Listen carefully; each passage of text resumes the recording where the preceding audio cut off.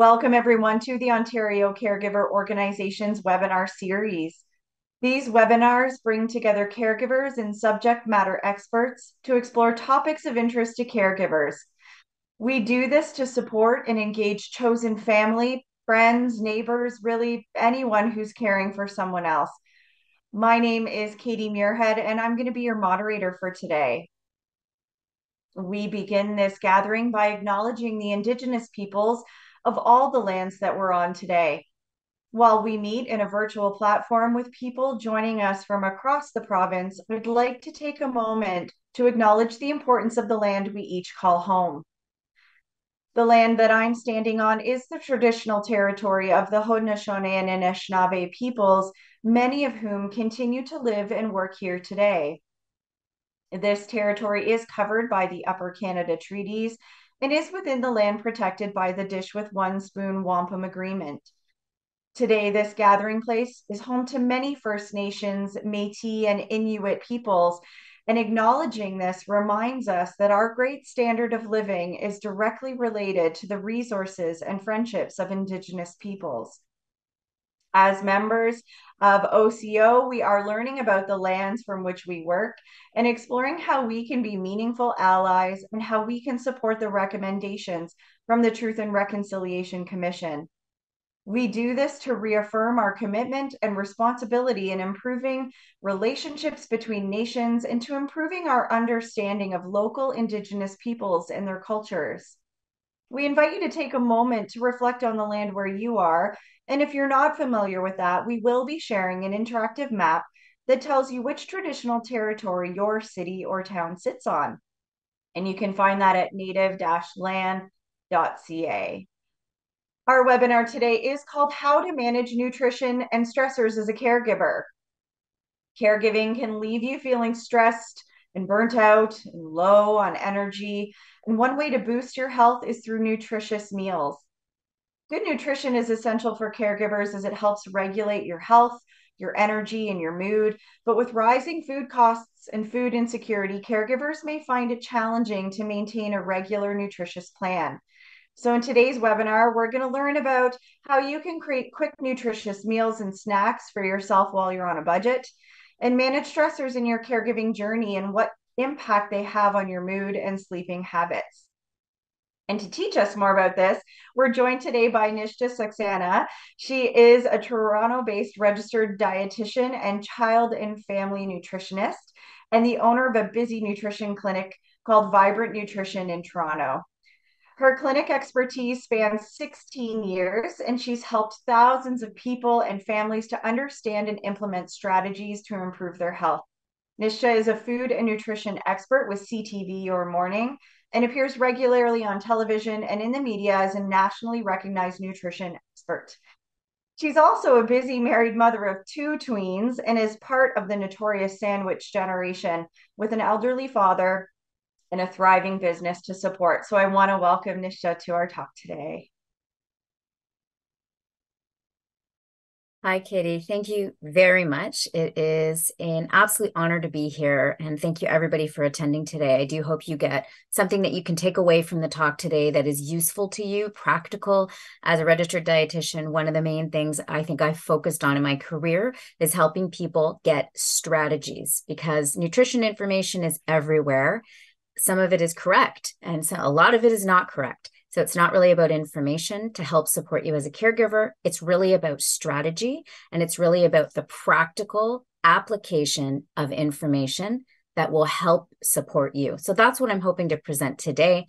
And what I'd like to also say is I am very honored that the OCA had contacted me to give this talk. As Katie mentioned, I have an elderly father, and 1 year ago today, my mother died. And it has been an incredibly challenging 4 years. And I have helped and watched my father be a full-time caregiver through the process of my mother's death. And so this is a very poignant talk for me. It's very meaningful. And I want you to understand I'm not approaching this as, just kind of for information purposes. It means a lot. And I really do hope that you find some value in it. And we're going to have a Q&A at the end. So, I can't answer very specific individual questions about your own health or your person's health, but I hope that I can answer questions that you may have that will help support you through this process. So, nutrition and the caregiver, and again, this is really meant to be focused on the caregiver, not the person that you are taking care of. And we're really trying to find tips and actionable things that you can do. So, nutrition and the caregiver, what are we actually going to cover today? We're going to try and talk about what foods and nutrients that you can focus on specifically that may be important to think about right now with the stressors that are involved in caregiving. How to meal and snack prep. We're going to go through some very quickly, just some nutritious breakfast, lunch, and dinner ideas. And I will say the talk is not a culinary talk. I'm not going to be demonstrating to you or describing how to prepare food, but there's lots of website resources that may show you that information. Frankly, there's an explosion of blogs and recipe blogs available. And so I think it's better for you to understand the algorithm of how to pull together a meal. And then you yourself can go and choose meals that may appeal to you. Healthy snacking, how food actually impacts your caregiving and your health. And we are going to talk about some self-care tips and habits that I want you to try to start to build. And dealing with emotional eating. This is an incredibly stressful time, and caregiving is an incredibly stressful. It has many pieces to it. And emotionally driven eating is a very common side effect for caregivers. So we're going to try and talk about that as well. So who are caregivers? This is statistics that I thank the Ontario Association for providing me with. We know that you face physical, emotional, and mental burdens. There's a labor involved in every area of your life daily. So there's about 4 million caregivers in Ontario, and 50% feel burnout. And that I actually thought that number might be higher, but it's not surprising at all. 63% reached their breaking point. This is as described, but they knew that they had to continue. And that's obviously a terrible statistic to have to read out loud. 30% are spending more than 10 hours daily giving care. So that is more than a full-time job on every level. And 37% are considering quitting their jobs if they are maintaining jobs, as well as 30% experience barriers to accessing support for their own well-being. And as a clinical dietitian in the public and private sectors, I have seen this so much firsthand in my practice of people coming in with their person, or, we're doing a virtual call to help that person. And then I, may ask a couple questions to the caregiver and realize that this person has not been addressing their own health in any way. And so that's something I really want to encourage you to look at today. So these are the challenges, daily challenges that you may face. I mean, this is a list, alphabet list going from A to M. We can see this happen all the time, that your own diet and your own pattern of eating really becomes it goes out the window. Oftentimes meals and snacks just become kind of grabbing bites or finishing plates, or eating later in the evening or late at night when there's finally maybe a chance for you to have time to yourself. There's a huge increase in processed foods. And, when we increase processed foods to those ultra processed foods, we do see nutrition decrease in the body because we're not getting any nutrients. There's a huge reliance on sugar and salt, or both. I mean, for a variety of reasons. Many processed foods are full of that. Also because they're a lot of the grab and go snack foods or takeout foods or fast food, obviously filled with sugar and salt. You're not actually following any of your own body's cues. And this is simply because you probably can't, because of the work that you're doing.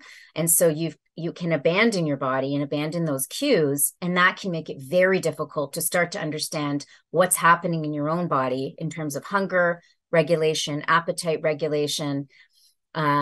We can also just see the complete deprioritization of caregiver needs. And this is something that I experienced as my mother died, watching my own father completely let go of his own care and appointments that he would be required for dental health and eye health. And so this is something that we really tried to support him with, prioritizing that, because the problem is that if you don't prioritize it as you are a caregiver, there won't be a time where all of a sudden there's lots of free space and time and you can get back to that. Unfortunately, it's sort of like time will pass and things will change, And there's many situations in terms of chronic health management that you cannot go back in time and reverse. And we don't want that to happen. You're missing appointments. Even if you try to schedule appointments, sometimes you're just missing them or you just can't go, which is a problem. Obviously, the lack of sleep or poor quality sleep is a huge issue. And addiction actually can become a big issue for caregivers just because of the reliance on drugs and alcohol for relief. There's an increased risk of addiction as a caregiver, and this is something to be mindful of. And the lack of physical connection and intimacy is also something that is a huge challenge. So some of the things I want to go through that I think maybe there's a lot of mixed messaging out there on nutrition. The caregivers may think, well, I got to follow some of the social media advice. Maybe that'll help me. I just wanted to go through some overarching concepts. So fasting, you've probably heard lots about this, time-restricted feeding, eating, TRE, or intermittent fasting. It's generally not a good idea for people who are caregivers just because of the lack of predictability of your schedule and the fact that you really do need supportive nutrition all throughout your day. And it's a much better idea to have protein and a larger breakfast in the morning, especially after fasting overnight.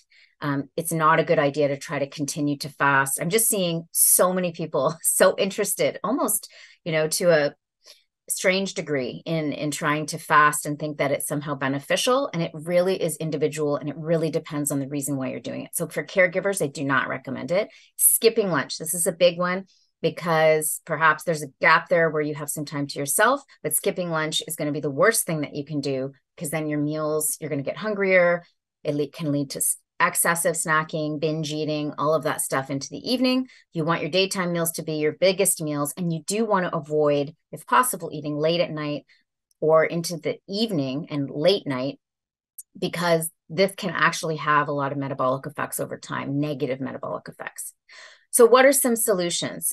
These are just sort of practical tips. Setting a timer on your phone for that an alarm will go off and it may be time for you to put something in your mouth. And you can literally start by just trying to put something into your mouth and then build on that and build a habit if that's possible for you. Beginning eating within an hour of waking. Many people you hit the ground running, you start the day, you don't even, breakfast, what's that? It's coffee. If you do eat at the beginning 60 minutes of your wake time, that's going to go a long way to help your metabolism. And it's also going to go a long way to help support your hormonal production for the rest of the day, your regulatory hormones. Eating every 3 hours, even if you can have a timer going off to remind you to eat. Eating at the same time as the person you're caring for, if that works, or I understand that may not be possible and it may be opposite, but as much as possible, if you habit stack your eating with something else, you're more likely to do it. We want you to have nutritious fluids and avoid gaps in eating. And I want you to have a water bottle. It's funny. Usually I have a water bottle right beside me at all times. This is a glass. I would not suggest using a glass to drink your fluid all day. You will not remember how many cups you had. You won't remember where your glass is, and you won't know how much you're drinking. So I always recommend caregivers use a water bottle with a measurement on it that you can fill. And then it's also less work. You just fill it once, finish it, and perhaps fill it twice. Nourishing fluids are very important versus fluids that give us that kind of quick fix with sugar and caffeine. Having, the supports here are listed. I realize many of you have a whole variety of different scenarios and may not have access or resources to some of these ideas. I do know that, but they're here as suggestions. Unfortunately, with food costs as high as they are, many of the things I would have said 20 years ago as a dietitian are just they're not possible. They don't save money. They don't exist anymore, which really does pain me. So groceries, if they can be delivered, and delivered doesn't have to mean a company. It could mean a neighbor, a student, an adult child, a friend. And the same goes for cooking supports. I do encourage people to have containers for when they cook that are individual portions, so that if you do have the time and space to cook, you can save some individual portions in a freezer or fridge. And then there's less labor when you go to eat that. You don't have to break apart a huge frozen meal. It's all ready for you. You just take it out and eat it. Food assembly we'll talk about. Essentially, that means no cooking when we're just pulling foods. Classic example, take yogurt, add nuts, add fruit, frozen fruit. There's no cooking required. You're taking formed items and assembling them. Food assembly is a wonderful way to eat when you don't have the energy to cook. And frankly, find better quality takeout and order in. So there are a lot more options since we've experienced the past 4 years available that are healthier options. And so that's something to look into in wherever you live in your proximity. Another fact is a lot of cafes and restaurants that had to change their business model during the past 4 years also started making, frozen meals, takeaway meals of their homemade food. So that's also another option. Moving on, I want to get into the actual nutrients that I want you to think about in terms of supporting you right now. And there are a lot, as we've mentioned, you will be getting a copy of this. So don't feel like you have to jot things down or memorize it. But the main macronutrients, carbohydrates, fats, and protein, these are the base of what we eat on a daily basis. Carbohydrates are something that I find women, as we're aging, are either eating not enough or too much. And so it is very important to have carbohydrates. That includes all carbohydrates, fruits, vegetables, dairy products, vegetarian proteins, grains, and their foods, because they support so many functions in the body for the brain and particularly for the mood. Healthy fat, very important for brain, absorption of minerals, as well as your immune system. Protein is probably the most important thing I want you to take away from today. If you can focus on getting protein at regular intervals, that can go a long way to helping you in many, many areas. It is actually its primary uses for hormone and enzyme production. It is not just for building muscles. Of course, it helps to maintain muscle, which as women over the age of 40, our mitochondria in our cells start to decline. We lose muscle at a much more rapid rate than male people in our age group. And this is crucial to maintain that lean muscle, because that is the thing that allows you to get up out of a chair. And certainly that is the thing that allows you to have a functioning immune system and as well to be a caregiver. B6, mood regulation, immune function, also helpful for anemias. And B12, I'm sure you've heard of that. Many older adults have deficiencies in B12. This is for a variety of different reasons. So it's very important to get in the diet. Vitamin C, moving on here, we have that as a very important part. We learned a lot about that in the past 4 years, and zinc.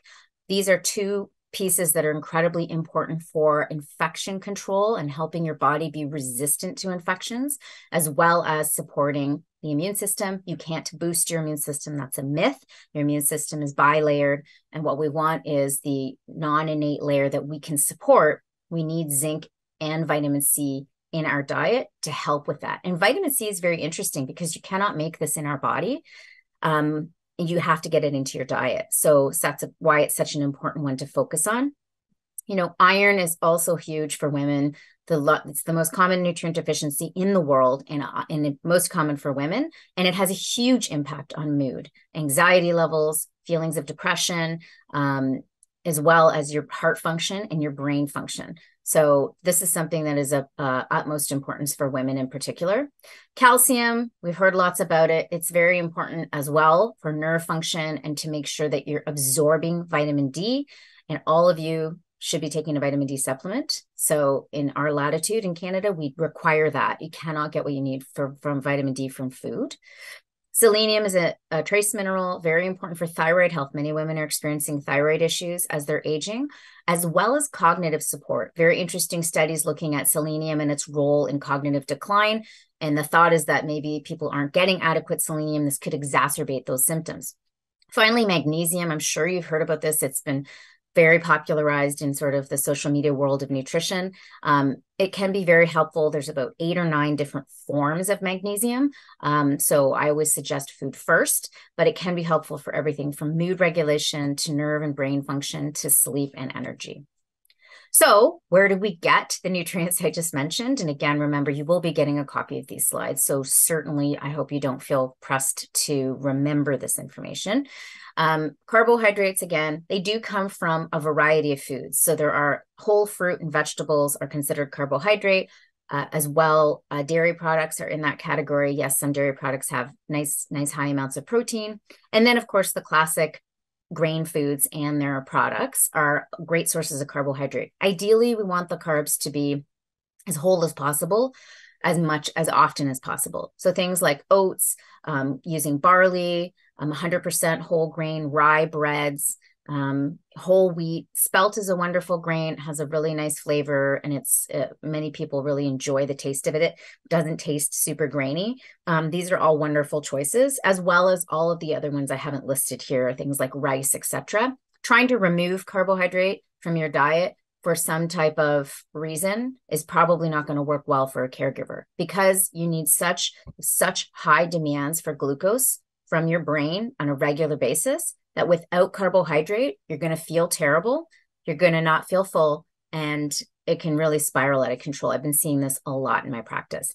Healthy fats, these include olive oil, which is a wonderful antioxidant, polyunsaturated fats such as avocado, nuts and seeds, nut butters, fatty fish. And then the saturated fats are also do contain a ton of nutrients, things like dairy products and good quality meat and poultry. Those aren't things that you have to avoid. Those can be considered healthy fat. We do need to have 25 to 30% of our calories for proper functioning coming from fat.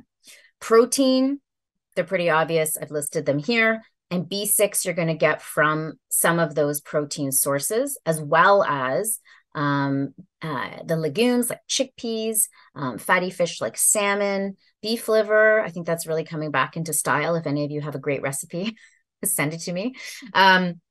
And then some of the vegetables you may not expect: dark leafy greens, kale, spinach, rapini, bananas, papaya, and some fortified foods are a great source of B6. And then B12, we don't actually have a huge requirement for B12 in our diet, but animal products are going to contain B12. So oftentimes I see in people as we're aging, the B12 issue is maybe not that they're getting enough in their diet. It could be an absorption issue. So I would suggest for everybody, when you do end up going and getting your blood work done, perhaps every 3 years now in Ontario, whatever your doctor suggests, it is something that I would definitely ask to have tested, because oftentimes it is not adequate. And then again, vitamin C, things like kiwis, peppers, broccoli, potatoes, Brussels sprouts, these are all rich in vitamin C. And so that's something we want to get lots of. Zinc, a little harder to get, but things like pumpkin seeds, those are a wonderful, super nutrient dense snack for you to have laying about, making your own homemade trail mix. Dark chocolate, I haven't had to argue with any client or patient in my history of my life to eat more chocolate. Dark chocolate has magnesium as well. I don't know if I listed it there. I did, yeah. So it's a great choice. We talked a little bit about iron. All of those protein sources are going to contain heme-based iron. Plant sources such as beans and lentils do not have heme-based iron, so sometimes you need larger quantities. So it's really nice to have a balance of both. Calcium, canned fish. I can't say enough about how every household should have canned fish. Rates of consumption of canned fish increased a lot in the past 4 years. And canned salmon with the bones is an absolutely excellent choice to get calcium, as well as sardines. Those are my top two favorites. And the bones they just disappear when you mash it up. It's a wonderful way to get calcium. Baked beans are a classic, excellent high calcium food. You can either make them if you enjoy that, or you can purchase them made. Yes, they're a little high in salt, but I think it's worth it in the spectrum of a balanced diet. And then selenium is interesting. Brazil nuts are the highest food source of selenium. So even having a couple Brazil nuts every day can be beneficial in terms of getting your selenium needs met. And that's a very easy thing to do. You don't want to overdo it on Brazil nuts. You can overdo it on selenium. So I would just say on average for every adult, 2 nuts should be fine. But then as well, sunflower seeds do contain that. And then magnesium, we have chocolate, dark leafy greens, and beans and peas and whole grains. I hope you're seeing that a lot of these foods are similar. And of course, I didn't get into all of the multicultural foods from around the world that are vegetables and fruits and grain products that are incredibly nutrient dense, just due to time limitations for the presentation. The other thing I want to make sure you are very focused on is fiber. Fiber is not something that we use for energy. It's called an anti-nutrient or a non-nutrient. But what's interesting about it is the thing that is going to help give you sustained energy through the day. And it's also going to help with regulating your digestive process and your bowel function. It's also going to help with hormonal management and regulation. It has a huge impact on hormones. When I say hormones, I do mean regulatory hormones, as well as clearing excess amounts of hormones from our body. And so it keeps you full, which is really important. And it also can help with reducing feelings of anxiety and boosting mood. And again, I am very well aware there are multiple factors that are going to be impacting your mental health. So I'm just speaking at this from a symptom management perspective. And so I want you to try and get 20 to 30 grams of fiber daily in meals and snacks. Now, an really easy way to do this is to try to start to learn to get 10 grams of fiber at 3 meals, because then you're doing really well. And the fiber is going to come from almost all of the foods I just mentioned, except for meat and poultry and fish that are pure protein or pure fat. Everything else pretty much has fiber in it. Oh, I guess not dairy products either. So all of the fruits and vegetables and whole grains and some of the vegetarian proteins do contain fiber. So it isn't as hard to get as you think. Okay, so I'm just taking a sip of water here. I wish there was an easy way to talk about meal prep, but unfortunately there isn't. There's really no convenient way to eat and just have food come to you quick and easy and convenient and cheap. Those things are all contraindicated. They don't seem to go together. So even if you can focus on cooking twice a week or getting cooking support somehow twice a week, making portions of food, batch cooking, one pot meals is my number one tip, so that you can cook 4 to 6 servings of one meal, 4 to 6 servings of another, and then you will get portions for lunch, and then you will get portions for dinner. You can have snacks. You can pick one snack and lay it and create 5 portions of it for a week. Another snack, 5 portions for a week. It is possible to do that if you just start to get ahead of it. And definitely, ordering takeout weekly could be a reasonable thing. It may not be for you, but it is something that may work for you. What about convenience? Right now, there are some great options out there. Again, the last 4 years have shown us a lot. Frozen meals are wonderful options. Some of them are extremely well designed these days. Meal kits are also an option. Meal delivery of prepared meals. All of these things have pros and cons. Sometimes the pros are the convenience, but again, they could be quite expensive and not accessible. And again, doing a cooking trade, having a student or a friend or a neighbor who has the capacity to cook, come into your house and cook, or doing a meal swap, and or potentially having a helper, a volunteer. OCA has some resources listed for seniors and people who are caregivers. And so we can look at that as well to see if there's other ways that you can support cooking to make it more convenient. So here's some quick breakfast. I'm not going to spend too much time on these slides. They're just lists of different items. One of my things I want to point out here are leftovers. So leftovers from dinner, maybe that doesn't sound appealing to you, but we have these social constructs of what meals are supposed to look like. And the algorithm for a balanced meal is having a grain food, some source of grain, fruit and or vegetable. It doesn't have to be both, and a protein source. If you pull those 3 items together from cooked or from food assembly, meaning a sandwich and a piece of fruit, or a one-pot meal that contains all of those, that is all you need for a meal. And how you decide on eating, people eat very differently all around the world. You could have any meal at any time. So these are listed as breakfasts, but some of these are very quick and easy and could easily be eaten for dinner. Another huge one I love, or something else important here to notice, is protein is incredibly important to get. Beans, sardines, eggs, Greek yogurt, nuts and seeds, any way, and a smoothie, perhaps with a protein source. Any way to increase protein in the morning is something I want you to focus on. We get to dinner. Dinner is the same. This is a list of different items a lot of them are one pot meals, and a lot of them are listed as less than $2 a serving, which is why I chose them. We're going to have a list of more here. We have from all over the place, even things as simple as like making, an English muffin into a pizza, like you may have done for a child. Like there's nothing wrong with that if it has some vegetables and some protein with it.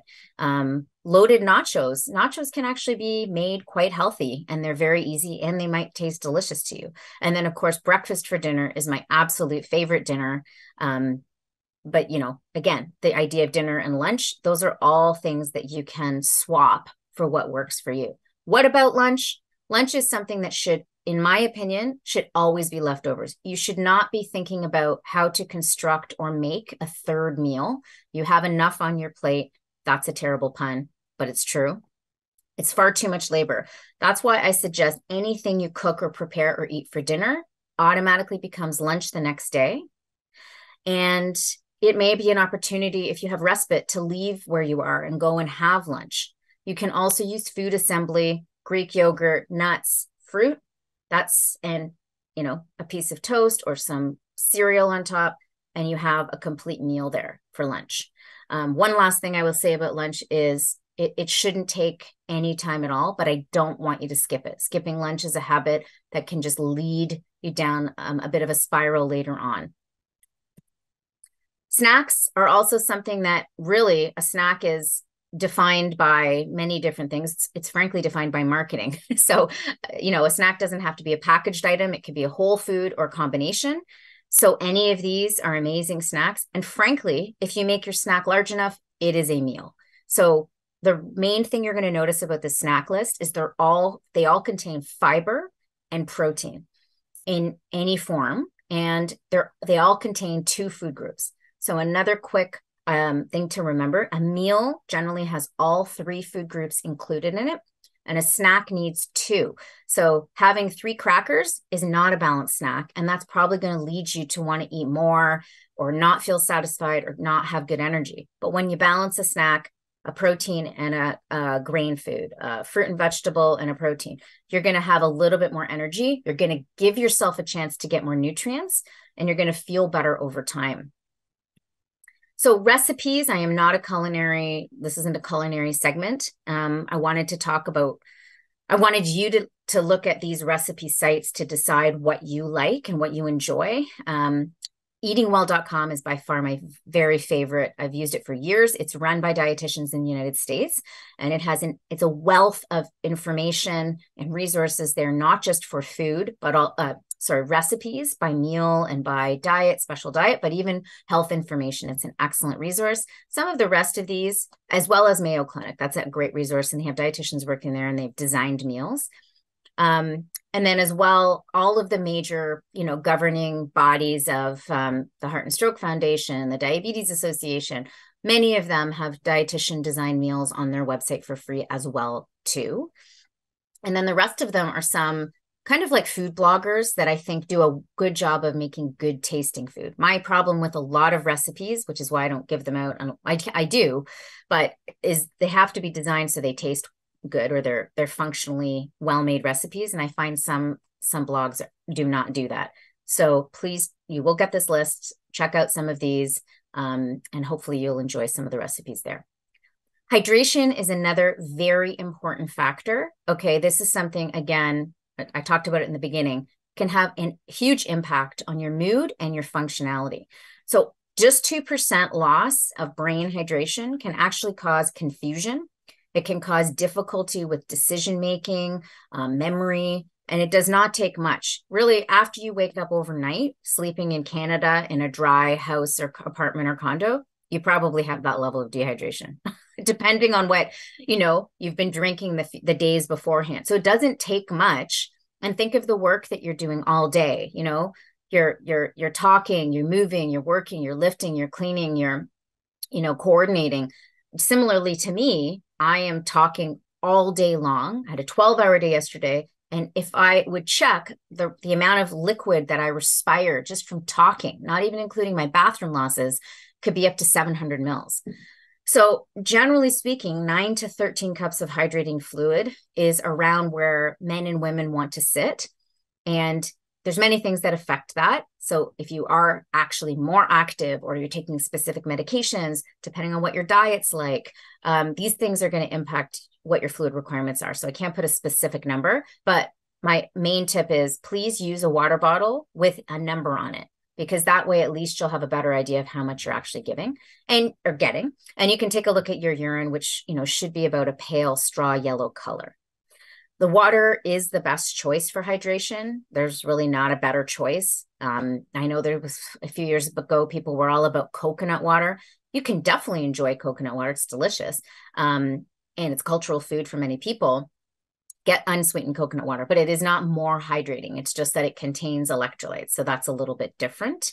And yes, all the rage, the electrolyte drinks, some of them are fine and they may be appropriate for you, but you don't have to feel like, I have to get these special powders from TikTok or I'm not going to actually be well hydrated. That is not true.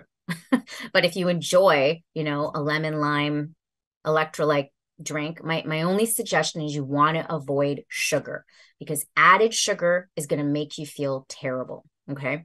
And it has no benefit. I mean, it tastes good.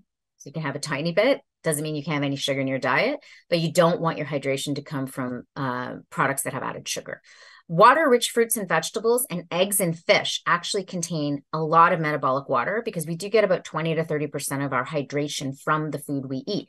Now, this is why diet makes a difference because if you're eating a diet that has a lot of plant matter and water-rich foods, then that's actually going to help with hydration as well. If you're eating a diet that is not, then that's actually going to exacerbate your dehydration as well. So you might even need more hydrating fluids. I'm okay with green tea, herbal teas as options for hydration, as well as unsweetened dairy milk or some of the unsweetened plant beverages can be okay as well. So I don't think I need to say much about this. Of course, the food that you eat affects your mental health and your mood and your energy as a caregiver. So some things are going to make this much worse. Examples of this, and again, I'm not suggesting these are causative. These are going to exacerbate symptoms you have of anxiety and depression and stress. The sensation and the perception of stress is always made worse by particularly these foods: excessive caffeine, sugar-sweetened beverages, and energy drinks. Alcohol. Remember, alcohol, every time we're drinking it, has to be processed. And there's an entire cycle of amino acid changes that occur. It has a really big impact on mood. High glycemic carbs. That just means the ones that turn to sugar really quickly in the body.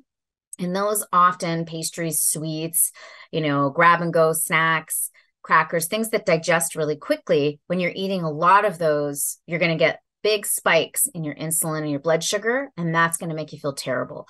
So it doesn't mean you can never have these, but my suggestion is to make sure you're pairing them with a protein and a fiber, and or that you're watching the portions that you're having so that you are aware, if you're having too much of that, it could really spiral your mood out of control. And sodium is the same. Excessive salt can actually cause anxiety, feelings of anxiety attack, palpitations. It can really cause you to feel terrible. So we want to watch that as well.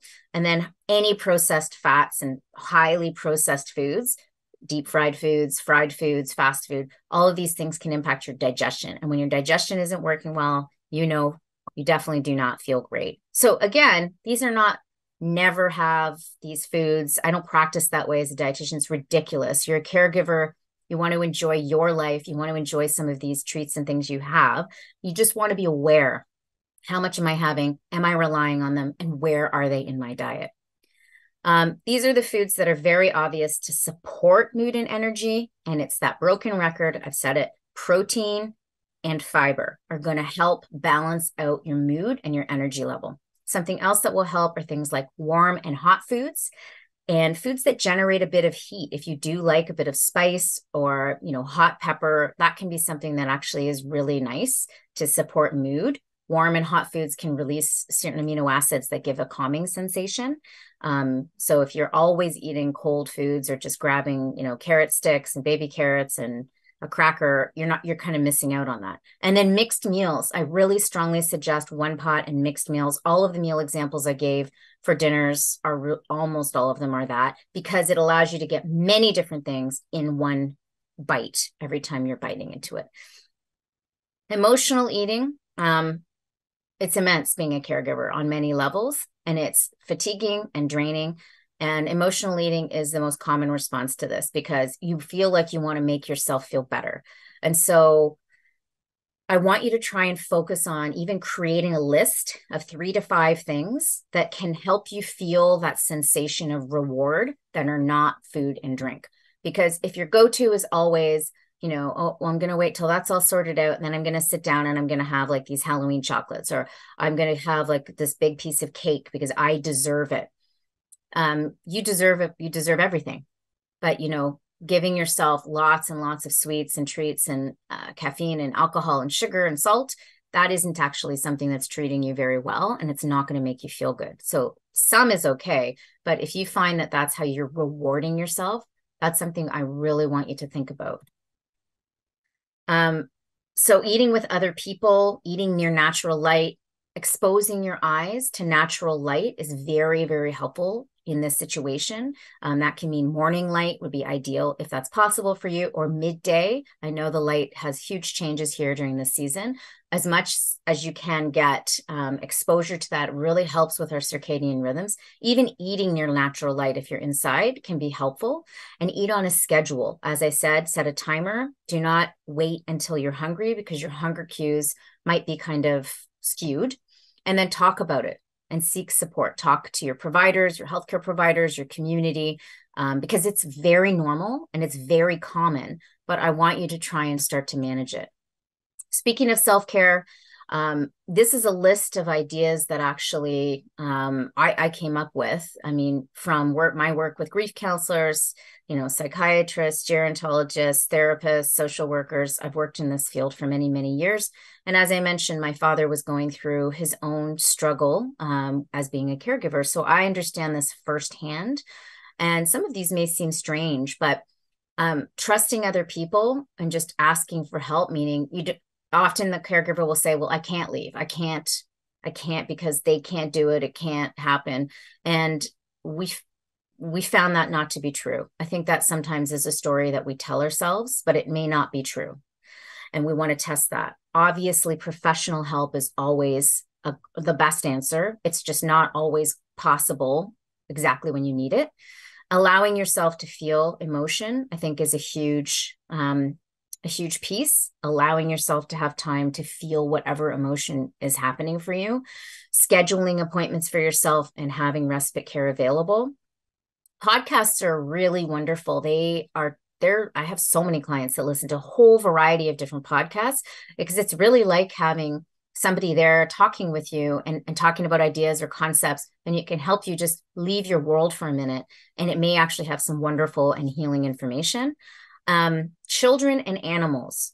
So maybe you have spent years trying to get away from children and animals, but strangely, when you are under extreme stress and fatigue, children and animals can actually help you feel better. So if you have any access to that in your community and in your life, they are a wonderful therapeutic. Being with them, being around them energetically. And then, of course, all of the classic therapeutics, from art to movement to music. In moving somatically, getting energy and feelings through your body. You can look to a professional to work on this. There's a lot of online classes available now since the past 4 years, but even moving the body is a great way to, as you're able to be able to process emotion. And the last thing I will say is breath work. Breathing is so underrated, and you probably don't even realize that you're not even breathing properly through the day, and it has a huge impact on your mood and how you experience stress. So working on breathing is also very important.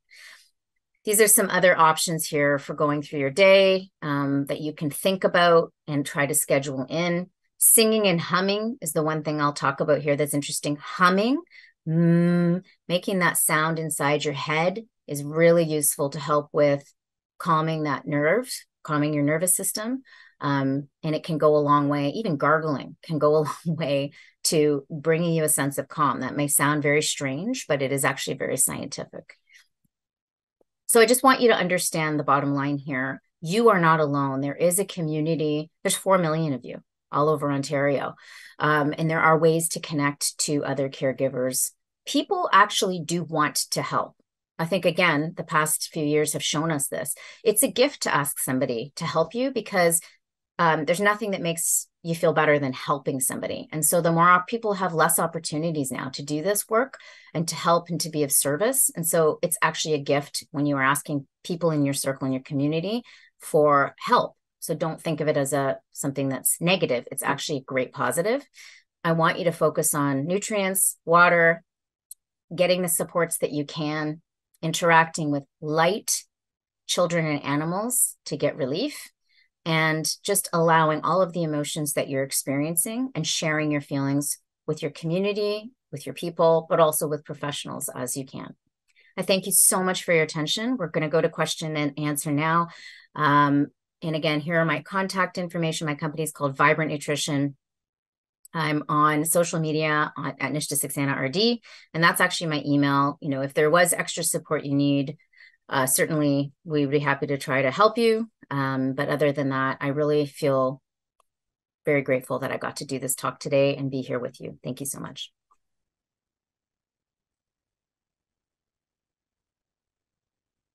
Great.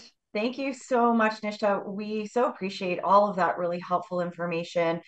Um, so for a reminder for folks, the recording and the slides will be sent out to all of you. So let's move into our Q&A. If folks do have questions, I think you answered a lot of common questions through your talk today, but if folks have extra questions that they would like to ask, please pop those into the chat.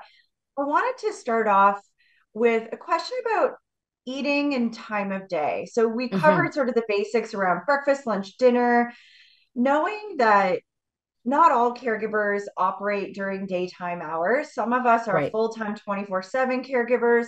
Yeah. Some of us have shifts, so we cover overnights. I know growing up, I always heard, stop eating this many hours before you rest, this sort of thing. Like, do you have any comments or thoughts around late night eating or sort of more the timing of when to have some of these meals and to fuel yourself? Yeah, that's a great point, Katie. And it should be said that it is very, very individualized. So whatever your caregiving pattern is, my best suggestion is you want to schedule within that pattern. So if you are doing shifts and some of your shifts are overnight shifts, you are still going to want to follow a schedule.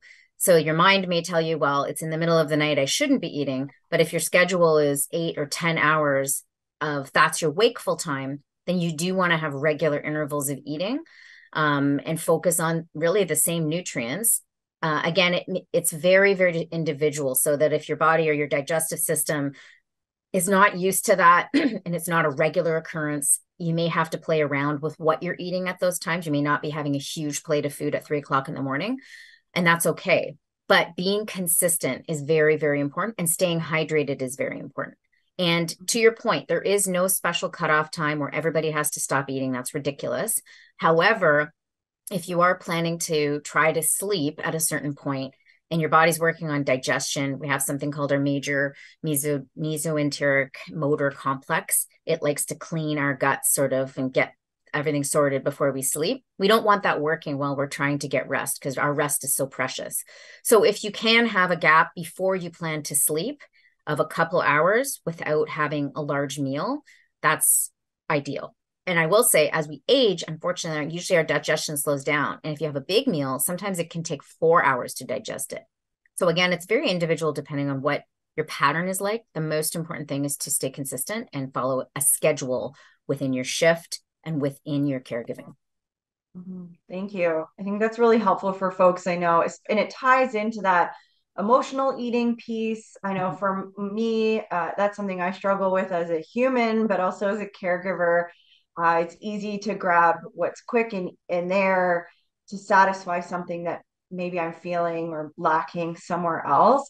And I also really appreciated how you spoke about diversification of meals. So breakfast doesn't have to be eggs and toast. It could be dinner, Yeah. or these other things. And I think that helps too when you're navigating these complicated schedules where it's like, well, I'm not going to brew up pancakes and eggs in this Yeah. at 3 in the morning. I'm going to reheat that lunch that Yes. I had. And I think for me, it's something I've adopted and it's made my life a lot easier rather than having to get up and prepare something. I just Yeah. throw something in a microwave or reheat it. Yeah. Yeah. And it's a social Great. construct. It's a cultural social construct. So you are allowed to deviate from that as a caregiver. And who doesn't love breakfast for dinner? I It's know. I love it. delicious. My kids love it. It's our favorite. It's delicious. So you talked a little bit about those sugar cravings and emotional eating. And I think that's something where we see caregivers struggle often. And I hear from other caregivers around, I eat off my kids' plates or I grab that McDonald's after the hospital appointment because I don't Yeah. have time. And so you've shared some of those tips and strategies, and I wonder if there's anything else that you might find helpful for folks, like around meal prepping or other things to sort of help mitigate when we go to reach for those things when we're stressed out or lacking on time, or we really struggle with getting off of that processed eating because we've been Yeah. doing it for so long. Do you Yeah. have any suggestions on that? I mean, I think that we have to, first of all, have compassion for ourselves. So I don't want anybody to feel guilty or bad. If it's like, yes, every time we have to go and see the doctor here at this hospital, I'm eating McDonald's because it's right there and I'm starving. That's going to happen. You're in so don't feel guilty, don't feel bad or shame. We make all different kinds of food decisions in a day. To work around and try and shift some of those patterns, I definitely think you have to schedule into your schedule at some point in a week that you are taking this time to meal prep. If you don't put it into your schedule, just like a doctor's appointment, it's not going to happen. And if we're not prepared, then we're relying on convenience. And there's not really an answer I have. I should say there is an answer. So the answer is sometimes now there are better offerings for convenience foods. I will say that it has improved, but it's more expensive and it may not be as easy to find. Looking on the menus of where you circulate to see like what are better options that they may have.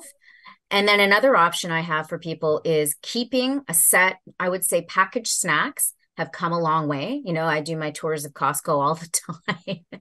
And there are some decent snacks that have protein, fiber, that are more balanced because there's a demand for that in the market. So having a little mini cooler in your car that has some of these packaged snacks, like you're not going to leave it in there for a week. It's just for, the day. And it doesn't have to be a cooler, just like a container that's sealed, like, people who work on a construction site might use, and having like an apple and some nuts and some decent granola bars or protein bars there. It gives you a start to say, oh, okay, well, there's McDonald's. Let me just eat this apple. And, it gives me time to think about like, what choice am I going to make? Because a lot of times this is happening because you feel like there's no time. I can't think. I'm not mindful because I'm just in the mix. And so preparing yourself for these things and always having something available so that your brain says, okay, I can make a different choice. Some days you won't make that choice. Some days you're just going to have the McDonald's, but other days you may be able to say, there's an apple right here and a granola bar. I'm going to try it.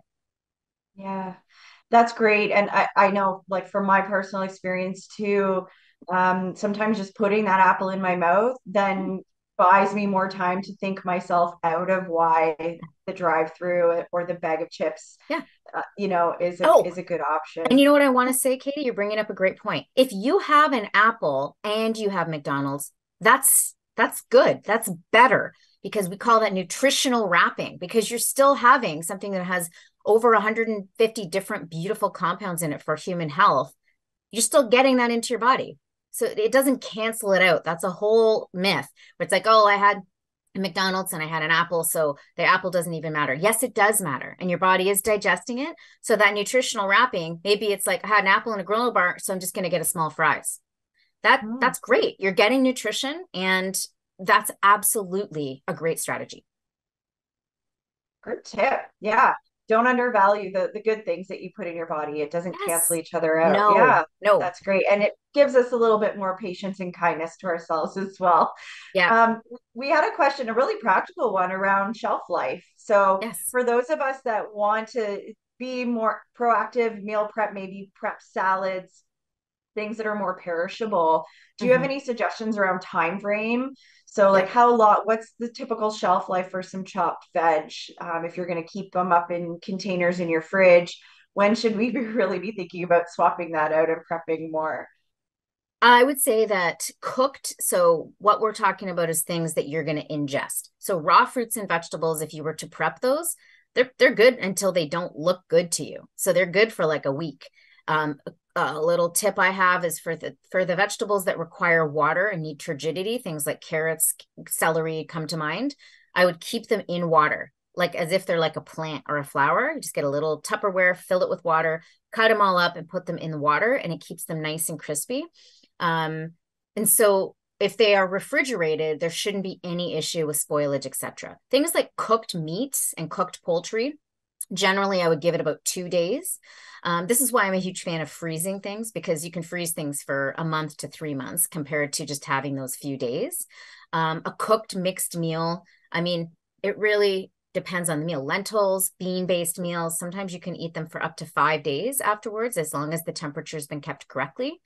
Um, in terms of foods that have actual best before dates, this is something I've done many segments on. It's something that's decided by the manufacturer.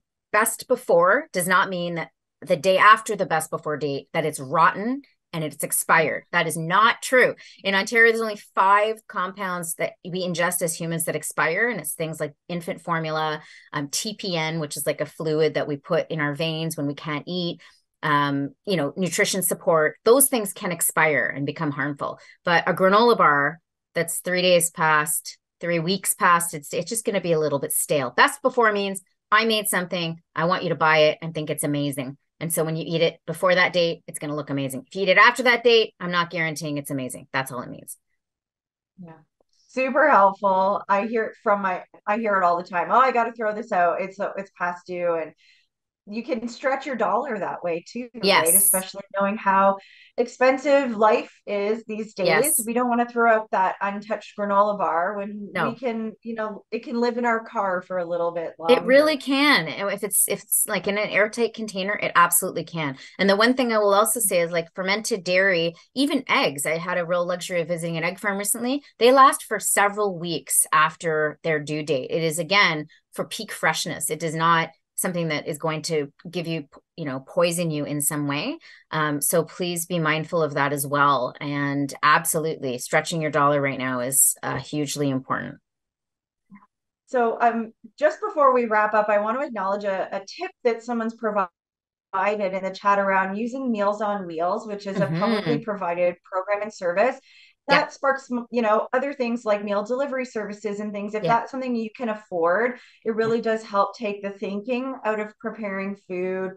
Or if you can access a service like Meals on Wheels, a great resource if food prep isn't for you, but you still want to have some well-rounded, nutritious meals. Those are certainly options for folks as well. Yeah, I used to pack Meals on Wheels when I was an intern at St. Michael's Hospital for their delivery service. So I'm very familiar with them. They do amazing work. They have a whole variety of different medical nutrition therapy diets if you require that. And so it's absolutely a fabulous service. And there are some other meal delivery services that cater to seniors. So they're mindful of cost. They try to keep costs down. And again, they have therapeutic diets if you had to watch a particular nutrient or salt or sugar. So that's a wonderful suggestion. Well, we are at time, and I want to acknowledge for folks that had questions about supplementation and dosages that the best place to go for that is to talk to your family physician, or if you're dealing with your own naturopath or nutritionist, we would encourage you to chat with them directly about those supplementation pieces. So I do want to thank you again, Nishta, for joining us today and speaking to your specialty on nutrition, but also Mm-hmm. sharing a bit about your personal experiences with caregiving. Mm-hmm. You've provided us with some really great practical tips and strategies to increase healthy eating and to keep us fueled as we provide care for our loved ones. So thank you so much for joining us today.